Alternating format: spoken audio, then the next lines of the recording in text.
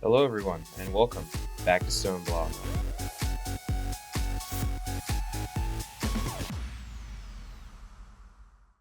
So, if you recall from the last episode, we visited the Vault of the Wayfinder, and it was actually a portal vault. You can see that above my shoulder right there. Super cool video. If you did miss that, make sure to go check it out and then come back to this video. But in that vault, we found the Chronoton Star, and we unlocked the Chronoton Glass upgrade for the World Engine. And that is going to allow us to craft some brand new items. But I did kind of leave you guys on a cliffhanger. We have 3 new people to meet, so let's go meet the 3 new Echoes. So the first Echo that we need to meet is going to be the Echo of the Infernal. The next one is the Echo of the Catalyst, and the last one is the Echo of the Lightbender. So starting off, let's go meet the Echo of the Infernal. Here we are, the Archive of the Infernal. Ooh, it's like nether themed in here. Bunch of multicolored blocks. Okay.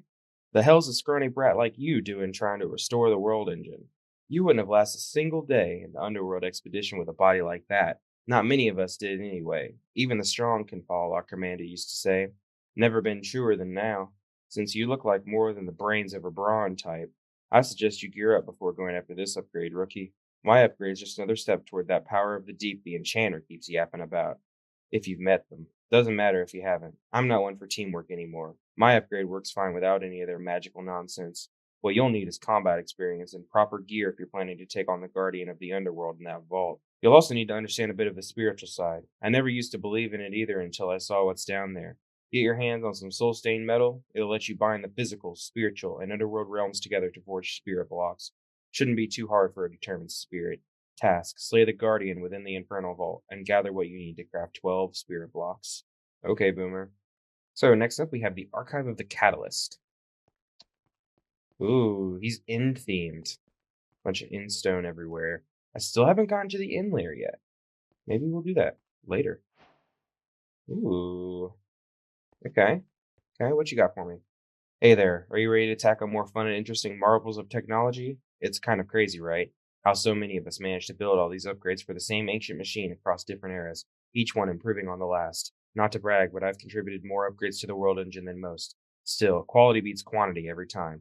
My work ended up at Tier 3 for a reason. Wait until you see what some of the other Echoes cooked up. It'll blow your mind. Anyway, enough yapping. Let's get to it. The upgrade I'll be teaching you about is what keeps the whole World Engine from falling apart when you start cranking up the power. My advanced machine blocks are the backbone of every higher tier system. Without them, you'd probably collapse this entire dimension. So before we risk that, let's work on your power generation. With the help of some tech from the Quartermaster and the Infernal, you'll need to build an energizing orb. It's used to fuse high energy materials like nitro crystals. Once you get that running, use the results to make a nitro ender cell and power up your World Engine. Task: craft an ender cell nitro tier. You got it, boss. Last and certainly not least, we have the Archive of the Lightbender. It makes sense, he has inner rods everywhere. Okay. Mechanism machines. Looking pretty cool. Ah, wonderful. It has been ages since a fellow scholar wandered into my workshop. Through my work in quantum and subatomic physics, I designed countless technological marvels, some of which are still in use today. Teleportation, particle manipulation, and even energy refraction. Many called me mad, yet here I am. Well, sort of. This projection is merely a reflection of my old brilliance. Fascinating, isn't it? Such a feat would require technology far beyond anything I ever witnessed. Now then, let's get you started on those upgrades for that rather dysfunctional world engine of yours. First, you must study particle formations capable of bending and refracting energy fields. In simpler terms, force fields. To master them, you must conquer a vault that will let you extract Fortron and infuse it into a metallic alloy designed to refract energy. This will allow you to craft the Fortron blocks needed for your upgrade. Task: retrieve Fortron-infused ingots from the Fortron vault and craft 4 Fortron-infused blocks. This is the one that I was excited for the most. And the main reason is because look here, guys. We will be blind no longer. We can buy night vision goggles. Gimme that. Now we gotta learn these. Ain't nobody got time for that. 11%. No thanks. That was all my levels. Anyway, let's go home. Okay, now that we have met all 3 new Echoes, let's consult the clipboard for what to do next. Alright, so the next task that we need to do is using our new upgrade, we need to make a simulation chamber and a loot fabricator. And I did prepare the materials for both of those items, as well as some other materials that we'll need to get into the hostile neural networks mod. Now, hostile neural networks will allow us to simulate mob kills. And in a similar way to the Drigmees, we'll be able to farm resources from mobs. We just need to craft prediction matrices. So let's go craft these two new items.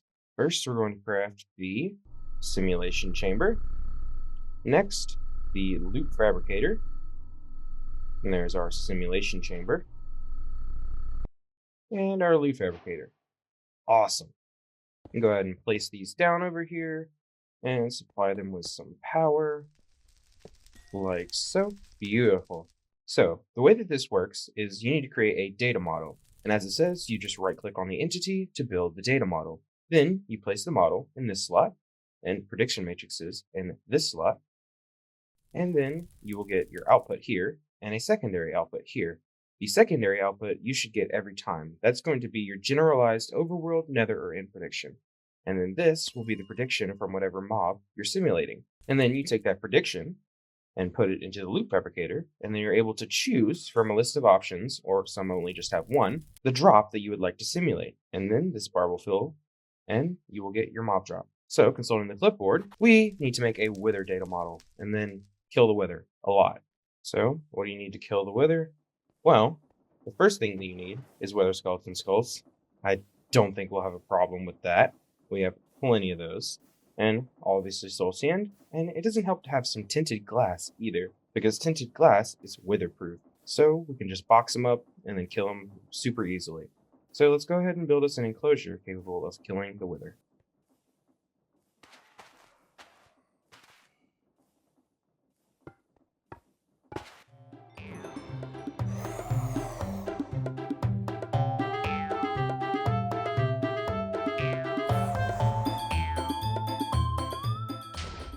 Okay, I did that a little too slow. This is not the way I wanted it to go. Okay, so I'm probably going to leave that in. I forgot that I didn't have him under a stasis chamber like I normally do. But luckily, it seems that the claim is preventing him from breaking the blocks. Okay, thank goodness. So, you right-click on him using the data model, and you build the wither data model. Then, you take your deep learner and place it in the deep learner slot, and press the keybind. I have it bound to U. And place the data model into the deep learner. As you can see, it upgrades to the basic tier in 6 kills. At faulty, it has a model accuracy of 0%, meaning that it will never produce a prediction. It will only produce a prediction at least the basic tier. So you always have to level your data models up to the basic tier before they'll produce anything. So let's kill 6 withers.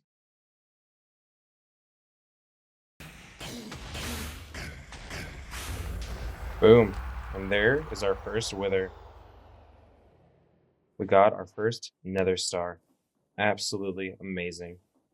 Now, let's fix this enclosure and actually build the entire thing before we spawn him again. Okay, that is much better. Should just be able to spawn him like this. Yep, there we go.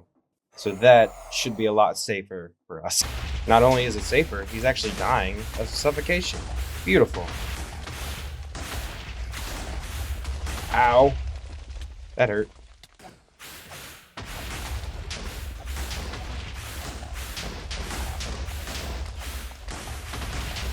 Ouch.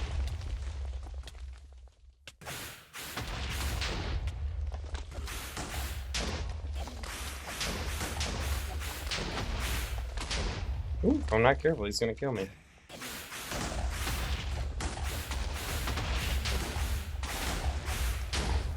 And there we go. I'm gonna go ahead and allow my backpack to pick up everything. There we go. Just 4 more withers to go. I'm not gonna make you guys sit through all of it. I'm gonna cut until I have all of them killed. Okay, I went and used the villagers to make a better sword. This one has sharpness 6, might 6, unbreaking, and mending. So this should make quick work of this guy. Oh yeah. Wow. Yeah, he's cooked, bro. Super quick. Whew. Yeah. He stands no chance anymore. Only 1 more kill required for the basic model. Let's get to it. And here we go. Wither, you are going down. We now have a basic model, so we can open our deep learner, take out our Wither data model, and then put that into the simulation chamber, along with some prediction matrices. And inserting the data model and the prediction matrices, you can see it does this whole process, and it tells you whether it succeeded or failed, and then it will give you a prediction. In this case, we got the generalized ender prediction because the Wither is an ender tier of the mob, even though it's made from other stuff. For some reason, you get the ender prediction. And as you can see, we got a sequence prediction succeeded, so we will now get a Wither prediction. And we can take this Wither prediction, bring it over here to our loot fabricator, and you can see we can get a nether star. So you select nether star, and there you go. You get a nether star. So this is how we're going to automate killing the Wither. And as you can see, there are two different modes. You have the training mode and the inference mode. The inference mode will actually give you these predictions, and the training mode will actually make this model better without having to kill it. Okay, I see the way it works now. It has a different system for the training or the inference. This is something that's actually new in this version of the mod. They didn't have this back when I used this in all the mods 10. So it seems like you'll only ever get 1 data when you're doing the training, which is okay, but you get 4 whenever you kill them manually. That's how it used to work. In the old versions, you would still get the 1 data, and if it succeeded, you would also get a prediction. So this does seem to be a bit of a nerf, but that's okay. This mod is pretty strong. So we're just going to leave this guy to train. Probably going to slap a hopper on so we can get more of these prediction matrices going in here to train them up. And the higher tier, you can see it increases the accuracy. And this is the percent chance that we will get a prediction. So now it is a 7% chance that it will use a prediction matrix and actually produce a Wither prediction. At the self-aware tier, which is the highest tier, after a bunch of kills, it is a guaranteed 100% chance. So every prediction matrix you put in, you will get one nether star out. Okay, so we made the Wither data model, and then we killed the Wither a lot. Now, using the nether stars, we're going to get some nitro tier stuff from Powa. Alrighty, and to make nitro crystal, you need a nether star, 2 blocks of redstone, and a block of blazing crystal. So we're going to insert all of those materials. And as you can see, it requires 20 million FE, which is a lot. There we go, our second set of nitro crystals. Now, using that, we should be able to make a nitro cell. Let's go ahead and craft that up. And boom, we now have our ender cell nitro. So let's go ahead and report back to the Echo. First, we should probably claim our quest reward though. We got the Ender Technology Major World Engine upgrade. So we get some coins, and we also get this gift of pebbles. So we got a sniffer egg. Okay, that is really good. I hate the brushing and all that stuff. That's one of my least favorite upgrades. So glad that we got that out of the way. Hopefully that's going to be useful for something, and that's actually a reward that could save me a lot of time in the future. So we're going to the Catalyst. All right, Mr. Catalyst, I made your Ender Cell. What's up? Nice, you picked that up fast. Let's kick things up a notch. So, you've heard of dragons, right? Those mythical, regal flying creatures with scales harder than diamonds?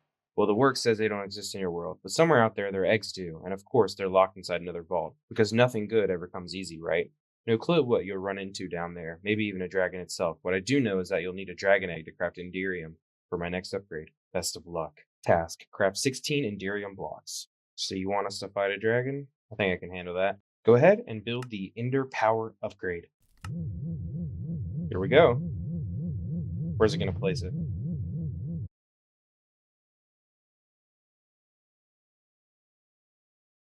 Ah, okay. All the way back there. Interesting. Gotcha. Okay. So we now have the Ender Power upgrade. Neat. Let's check the clipboard for what next to do. So it looks like the next thing that I want to do is find the maze vault that the Lightbender was talking about. Let's see if there's a compass that can help us out. Indeed there is. So it says it's found within the Deep Slate Ring. Let's go and find it. It looks like it's pointing almost straight in that direction, so it looks like we're going to have a tunnel going off to the east. Let's get digging. And I just checked, it seems like we have to go 588 blocks. This might take a while. Okay, we made it to the Deep Slate layer. Let's check out how far. We have to go 88 blocks. Okay, so it's not too far into the Deep Slate layer. Let's keep going. Looks like we've hit another one of these teleport places. Let's check again. 19 blocks closer. Not too much further now. Hey guys, I think we're close enough. Let's go ahead and make a portal to the vault. Okay, here we go. The maze vault. Ooh, Hit the button to toggle force fields to progress through the maze. Ooh, this is really cool. So is that open? Oh, that opened this one. It looks like there's gonna be slime spawning in here. Can we break these? No, we cannot. Let's loot this chest. Ow! Oh, it's a big boy.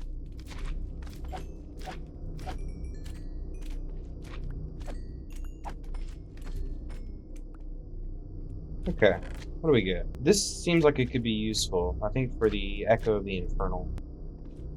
Okay, there's a purple button behind this force field. Let's see where this leads us. Leads us here. Maybe we press the button again? That reactivates that. Does it deactivate that? It does not. Let's check this way. See what this does for us. Ah, this is blocked as well. Let's try hitting the button and then come back here. I didn't open it. Ah, here we go. I missed this button. Let's do that one. Let's see, did that... It did. It opened the purple one, which opened this one, which is this button. There's that lead. Does that open anything else? I think it opened that up over there. Coming around here. Yes, so this is now open. So we can come this way. Let's see. Okay, we got this button. Opens this one. There's another button here. Oh, big slimes. Oh, you have a lot of hearts. Even the little ones can hurt you. Ow! What are you hiding? You're protecting another button back there? Indeed you are. With a bunch of question marks. Suspicious. Okay. Did that open this one? It did. Not sure what that did. I guess we'll find out later. Maybe. Let's go back and see if we can figure anything else out. Maybe go this way? No. Okay, fine. Let's make our way all the way back to the beginning. Maybe we can make more progress there. My guess is this will finally be open now.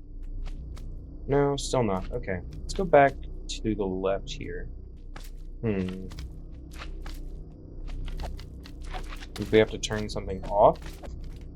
Okay, I think maybe we need to turn some of these off. Maybe it's the purple one? I don't know. There's really no, like, guides or any sort of, like, hints or anything to, like, walk you through this. Now, we can turn this off. Did that work? Yeah, okay. So I was like, maybe it requires you turning something off.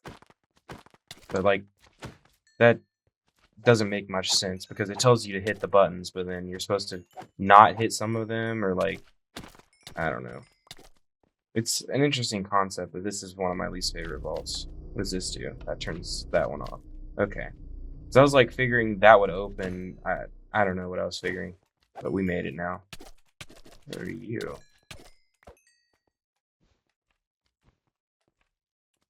Oh? Hello.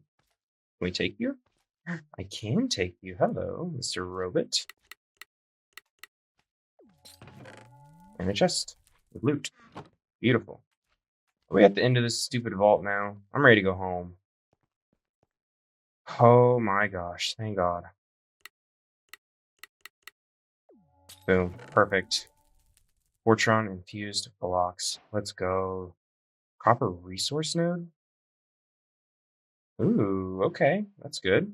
Well, we got what we came here for. Let's go back home. And I have been storing all of my armor and stuff outside of here. I know I said that I have a disregard for the type system, but I do know that MBT data in the AE system can cause issues, so I am storing everything, like all the Apotheosis gear, outside of the system. Okay, it looks like we completed the vault, and we can do the quest reward. Ooh, okay. Got a spatial component for AE. That might come in handy for some crafts later. So let's go speak to the Echo. All right, here we go. Excellent work, my fellow scholar. Your comprehension of applied photonics is surprising. Now that you've learned to reflect and infuse light into matter, it's time to link your world engine directly to a quantum network. This will allow information to be transferred instantly, eliminating the need for tedious manual retrieval every time you wish to use its power. A quantum link connects your world engine with your applied energistic system via a pattern provider, granting access to all stored items and data. With the pattern provider connection established, your AE system can interface directly with the world engine for real-time crafting and processing. Task: craft a quantum link chamber and 8 quantum rings. I believe we should also, be able to auto build the fortune upgrade. Let's go ahead and submit that and assemble the fortune upgrade.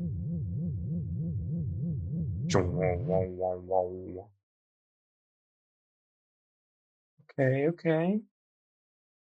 Got the Fortron blocks on there. It's coming together now. So I did craft a few of the things that we would need for this video beforehand. So I already crafted the link chamber and the quantum ring. These are recipes that we were just able to make without any of these upgrades. So I went ahead and made those. And it is also asking us to craft a pattern provider. So let's go ahead and do that. And we can actually make as many of these crafting tables as we want because we have unlimited stone. Because I did end up buying a ME Infinity cobblestone cell from the Echo of the Fabricator. And this is just an infinite source of cobblestone. So I got rid of the drawer that had it and swapped it out for this. So with those crafting tables, we can make the pattern provider and we can use that for the quest. There we go. The reward is a portal gun. I believe we already have one of these, but that's okay.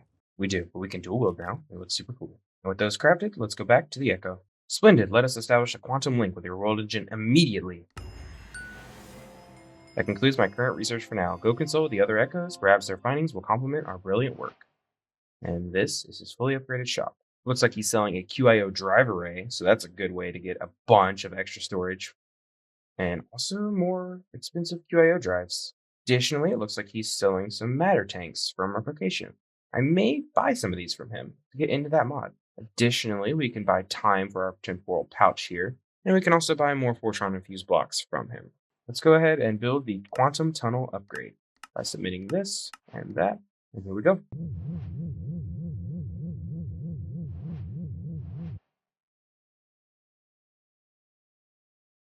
Aha, that is where it's placed. Interesting. I see. This is how it wants you to run the cable. So you can run it from here and then up and interface with the world engine this way. And looking at our clipboard, we found the maze vault and we finished the vault. We got the Fortran block world engine upgrade and the quantum ring upgrade. So we've crossed off everything on our list, except for this. We need to make more nitro stuff, but I can do that off camera. Additionally, I figured out a way that you can see what blocks you can craft with your new upgrades. You can just hold G. I set a keybind for that, and it will show you everything that you can make. Now, the main thing that we want to make is going to be these crafting units and the ME controller, because this will give us more channels for our network. Right now, we've been running an ad hoc network, which they gave you 32 channels on a single small cable. But we were running with 8 because that's all we needed because I'm an AE2 Pro. And then the crafting unit will allow us to get into auto crafting. So we definitely want to craft up some of these. Let's go ahead and look at those recipes. The ME controller requires Blues glass cables, energy processors, quartz glass, and make that. And the other thing we wanted to make is going to be the crafting unit. Looks like you can buy them from the Echo of the Fabricator. We want to craft them. It's just cables, calculation processors, and quartz glass. Let's go ahead and make a few of those, as well as an ME controller. But first, we'll need to make this energy processor, which comes from an energy circuit, which comes from a charged redstone crystal, which we can get from a regular redstone crystal with power, which comes from submerging a block of redstone, a fluix crystal, and glowstone dust in water. Oh boy, that's a recipe. Let's get it done. Okay, we can toss our redstone, fluix, and glowstone into water. We get redstone crystals. We can toss those redstone crystals into our energizing orb to get charged redstone crystals. We can toss that charged redstone crystal into the circuit fabricator to get a printed redstone circuit. And then we can toss that with a piece of silicone and a piece of redstone back into the fabricator, and we can get the energy processor. All right, and I crafted up some cables, some quartz glass, and grabbed some processors. Let's make our way to the world engine and craft the ME controller and the crafting units. Okay, I'm gonna put in the energy processor, cables, and quartz glass. There we go. Also going to put in cables, quartz glass, and processors. I'm just going to throw these in, let them take it all out. Looks like we ran out of quartz glass. That's okay. We got 6 crafting units and the ME controller. Boom. There we go. Let's take a look at the quests. We got auto crafting. One of the main uses of digital storage is the ability to auto craft items. In AE2, this is done by creating custom multi-blocks that make use of crafting CPUs, coprocessors, and more. To get started, you'll need to make the main crafting component, the crafting unit. Note, crafting units require the Fortron Infused World Engine upgrade to craft. Yeah, that took a while, but we got it. So we are interested in automating the world engine, but if we look at this quantum ring, it looks like it's offline, and it looks like there's something missing from here. That is missing a quantum entangled singularity. To get a quantum entangled singularity, you need to use a tiny TNT with a singularity, an ender dust, or an ender pearl. Now, how do you get a singularity? Well, that comes from the matter condenser. Let's show you guys how to use the matter condenser. But to use our matter condenser, we want to use a storage bus, and I'll show you why we need that. And we have one currently attached to our drawer controller, but since we unlocked the use block upgrade, we can actually make another one. So I'm going to grab these resources and craft us up another storage bus. Okay, and I have enough to make 2, so we're going to stick those in. And we got some storage buses. Beautiful. So all that we need minus some cables is going to be an ME IO port, a 64 ME storage component, acceleration cards, and a matter condenser along with the storage bus. I'm going to pull some cables out of the system. And what we're going to do, also pull some quartz fiber out as well, because we're going to be putting this on a subnet. Just going to stick this here for now, because it's going to be a temporary setup that we do just to get a few singularities. So I'm going to place a quartz fiber to make this a separate network called a subnet. I'm going to place the ME IO port on this subnet. I'm going to grab my ME Infinity cobblestone cell, and I'm going to stick that into the IO port.